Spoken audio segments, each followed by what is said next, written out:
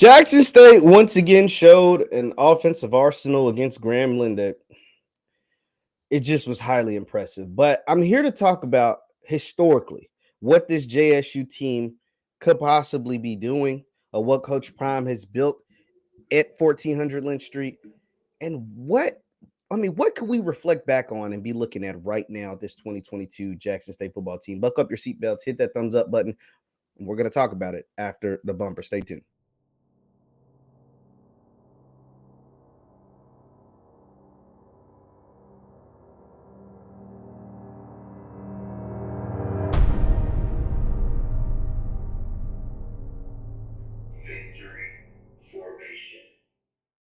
What is going on, everybody? What is going on, everybody? My name is JeffLightsYJr. here with the Black Boss channel with Victory Formation. Thank you guys for tuning in. Be sure to hit that thumbs up button, like, share, subscribe, and notification bell because we upload every single day. Shout out to y'all for sticking with me through the technical difficulties because I don't know what was happening with that.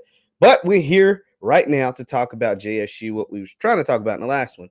Talk about the JSU team, specifically offense, but we have to show love to the entire team and what we could be looking at for this 2022 season. So we saw Jackson State in game one in the Orange Blossom Classic on national television, just put on a show that was just historic. That was just totally different, out of this world, 59-3. They came back the next week with a janky broadcast and beat Tennessee State 16-3.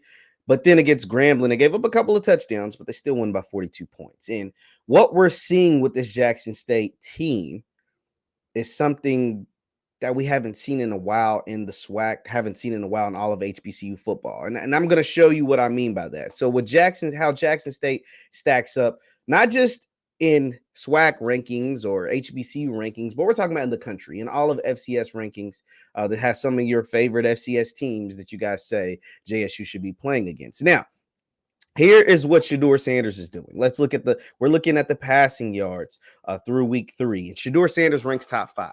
He's got almost 1,000 yards in 3 games. And you got to remember, in FAMU, he didn't play much in the second half. And at Grambling, he played in the fourth quarter. He threw some bombs. So he added some yardage there. But against Tennessee State, he really didn't have his best game as far as passing. And then there was a bunch of turnovers and just a really sloppy, wet game. And he still ranks top 5 in passing yards in all of FCS. And I mean, he's only trailing behind a young man from Fordham, UIW, Stetson in Eastern Kentucky. So we're talking about almost 1,000 yards in 3 games. That Fordham guy's got some impressive stats. Now let's look at the scoring offense and the scoring defense. Once again, Jackson State ranks in the top 5, scoring almost 50 points per game with 47 points per game. That's including a 16-point game in here. So think about how drastic, the 16, they're only 3 behind UIW, right? And Jackson State has a 16-point game. So if they'd have scored on, the JD Martin touchdown that was called a fumble, or the drop touchdown from Kevin Coleman, they'd probably be number 1, but nonetheless, they're number 4 in this statistical category. And then if you scroll over to the top 5 defenses, JSU is number 4, only giving up 10 points per game. So you're number 4 in scoring offense and you're number 4 in scoring defense. See, if you look at the other FCS teams that are at the top 5 scoring offenses, you got UIW, Fordham, Western Carolina, and Jackson State's the only one in the top 5 of both statistical categories. That's showing you a level of dominance. You're outscoring your opponents by 37 points per game. 37 points per game average victory. That's highly, highly impressive. That's going to put you in some rare air as far as not just, like I said, not just HBCU football. We're talking about in the entire country, in your division, in the FCS. Now, when you take those numbers, you're thinking like, wow, like, man, this team is really playing, is balling. And I want to look back on some of the greatest teams in the history of the SWAC, and the greatest offenses are the greatest players in the history of the SWAC. And some of those teams, those Air McNair teams of the 90s, or the Jerry Rice teams at Mississippi Valley in the 80s. And one thing that you noticed, why they were historic and why they live as legends, and why we hold them in such high regard. Those teams, specifically those offenses, were historic because they had one thing. They both those teams, specifically those 2 teams, and you guys can put in the comments or in the chat some other teams that you remember that were just superb, but they had one thing in common if they didn't have anything else, and that was a supernova type player on their team. You know, for Jerry Rice and Willie Totten, both of those guys were supernovas, but Jerry Rice went on to be the greatest receiver in the history of professional football.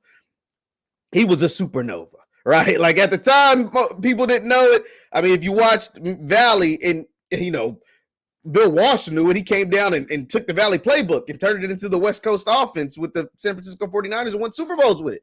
So they had a supernova at quarterback and receiver and an offensive play caller, offensive, you know, design scheme that was, you know, first to none, that was second to none, and it was first of its kind. But they had that supernova at receiver, so much so that out of Valley, he went, you know, in the first round of the NFL draft.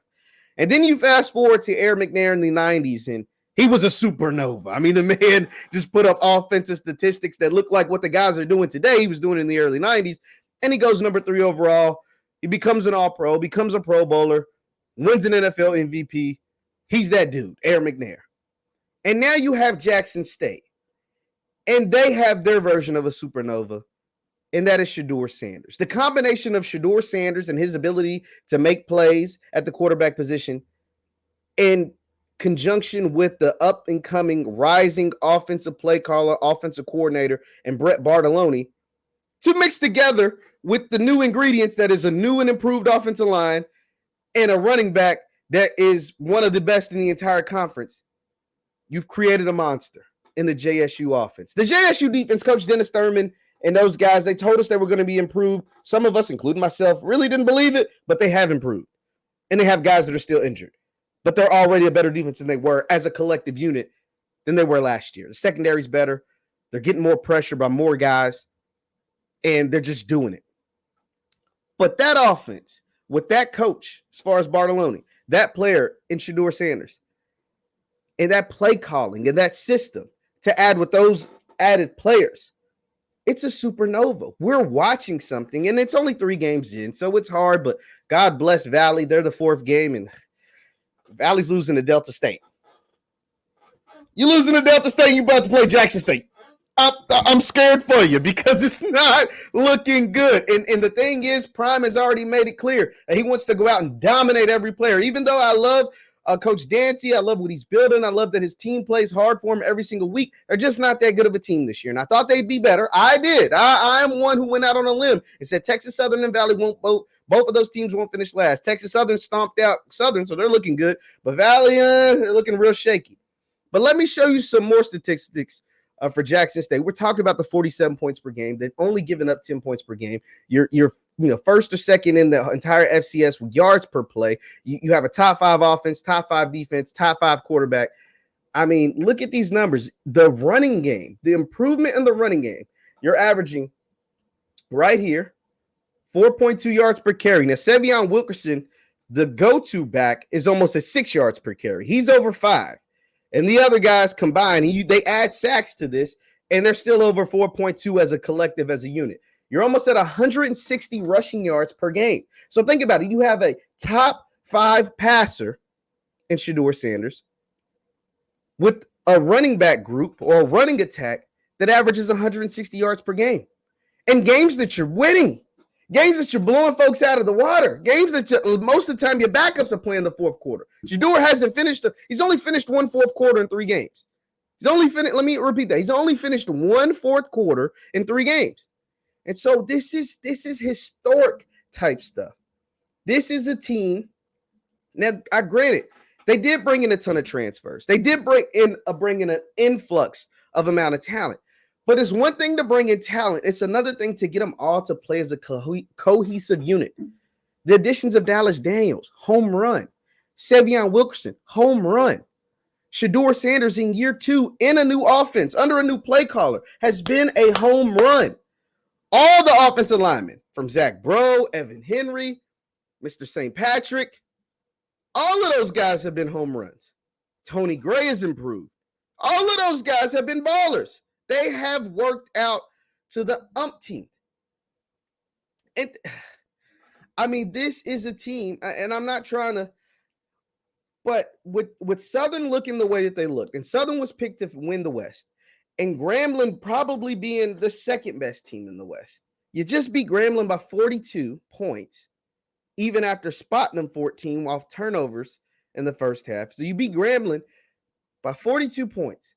You watch Southern get beat by the team that was picked to finish last. You see them get skunked 24-0.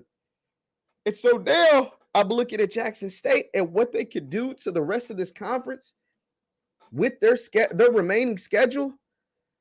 I think they're going to be historic. I think we're going to be talking about this team as one of the greatest ever in the history of the SWAC. And that's not overhyping it. That's not overstating it. That's just based off what I'm seeing, what they're able to do with their player and personnel and their schemes, and what that offense, the improvements that offense has made. I think we're going to be talking about this as one of the greatest teams ever in the history of the SWAC and the history of the HBCU football. Because what did I say some of those other greatest teams ever had? They had a supernova. And Jackson State has one in Shedeur Sanders. The man is the truth. The man is playing. He's not, I said this in a previous video. He's not just playing to be an all-time great. And a lot of people took offense to what, let me start by saying this. A lot of people took offense to what Deion said at halftime of the game against Grambling. He said they're playing at an HBCU level. And I can see why you took offense to that. But my thing is, what he is saying is, I know what it takes to be a pro. I know what it takes to be in the NFL. I played in the NFL for almost 2 decades. I worked for the NFL Network for 15 years. I have 30-something years of I coached at the Under Armour All-American game with future pros, the guys that are in the NFL right now. I did that for a decade. I know what it takes. I know what a pro looks like. I know what a pro work ethic is like. I know what you have to do to get there. And I know what it takes to have longevity there. And so what I think he was saying, and you can, fault me for saying this, but he's saying not necessarily just to be a good college player. He just happened to say at an HBCU level, but I think he just meant overall as a college player, because he knows it's going to take more to come from Jackson State and to go in the first round. He knows it's going to take more to come from Jackson State and get drafted, and not just drafted, get drafted high. He knows that it's an obstacle there for any player, not just the players on his team, but any player. And so I don't think he necessarily was taking shots at the HBCU level. He was simply saying some of these guys were playing like they just want to play in college forever. I'm trying to coach guys that want to be pros, like NFL pro player. And so I say all of that to say he's built a juggernaut. And with the supernova type player as Shedeur Sanders as his quarterback, this could be an historic team. And they're doing all of this, the 47 a game. They're only giving up 10 points per game. The 37 point per game margin. They're doing all of this without Travis Hunter. Travis Hunter comes back soon. Travis Hunter, the number 1 overall recruit. The guy that's going to play both ways. The guy that is also a supernova. See, think about this. We're watching Jackson State dominate these teams, whether it's FAMU, they were dominated, especially defensively, Tennessee State, and then Grambling. We're watching this team go out and dominate the other teams that they play. And Travis Hunter, against this team, the team that's going out there spanking everybody, Travis Hunter in the spring game, granted it was the spring game, and all the guys that are there now wasn't there then, but it was still a pretty good rendition of this team. Scored 2 touchdowns and had 2 interceptions, including an interception off quarterback 1, the supernova that I'm talking about, that is Shedeur Sanders. That guy is going to be added to this roster. That guy is going to be a part of this team. That guy is going to be out there making plays for this team that's already dominating everybody, that's already winning by an average of 37 points per game. This is why I'm saying this could be a special team. Well, it already is a special team, but this is why I'm saying. Now, granted, they have to get the job done. This team has to go undefeated. It's going to be a ruined season, and that includes a Celebration Bowl win. But the more games that I see, the more action that I'm seeing from this team, and the play of Shedeur Sanders, the way he is playing with the play calls that are coming in from Bartolone, and the way they're able to run the ball and the improvement on that offensive line, the defense is just doing its thing. Dennis Thurman, they was doing a thing last year. They're doing it again. But the supernova at QB1, this is lining up to be a special year. This is lining up to be a very, very, very special season. Leave your thoughts in the comments down below. Am I overhyping this? Like, do you guys think I'm going too crazy? Or are your eyes telling you what my eyes are telling me. I saw Southern get blasted. I saw Grambling get blasted. And I'm seeing Jackson State looking every bit of the hype, bringing in those transfers and then meshing the way that they've meshed so far this year. It's a beautiful thing to see, and they're only going to get better as more games go along. They're only going to get to know each other better. They're only going to continue to incorporate guys who are hurt right now, like the Shedeur Sanders, like the Travis Hunters. Incorporate guys who missed some early parts of the season for whatever, like the Malachi Weidmans. It's going to be a long, long year for folks in the SWAC. Don't say I didn't tell you. My name is JeffLightsYJr with the Black Boss Channel and Victory Formation. You can follow me on Instagram and Twitter at JLightsy7. That is Instagram and Twitter at JLightsy7. Thank you guys for tuning in. Hit that thumbs up button. Sorry for the technical difficulties, but hopefully you're able to watch this one. I'll see you guys next time. Peace.